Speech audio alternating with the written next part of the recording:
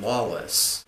I was planning on doing this review entirely in a southern accent, but since the movie turned out to be so great, I'd rather not demean it with my awful accent. Lawless stars Shia LaBeouf, Tom Hardy, and Jason Clarke as three brothers that make a living selling moonshine during the Prohibition era. But Guy Pearce is basically a super cop that's brought in from Chicago, and he comes into town and tells them to stop. But right from the get-go, they're like, no. And what you get with this movie is an at times fun, at times intense, at times gritty, at times funny, at times dramatic, quality period piece. And this is definitely one of my favorite movies of the year. Now, one of the things that carries this movie are the performances.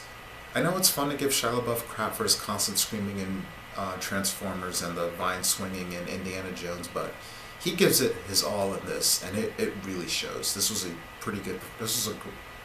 great performance from him.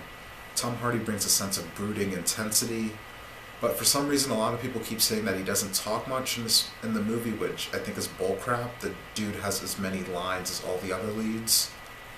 Jason Clarke is kind of like the wild card of the bunch. Sometimes he can be the smart one, sometimes he does the fighting, and other times he can be the screw up.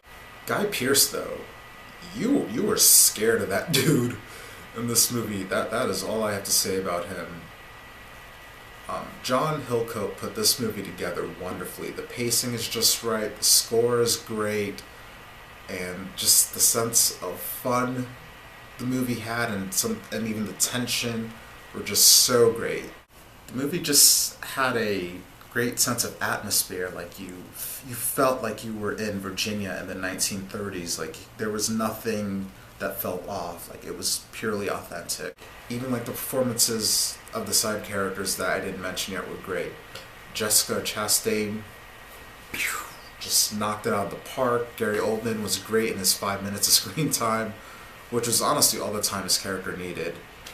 Mia Wasikowska, don't think I said that right, was good in her role, and even Andrew from Chronicle did a good job.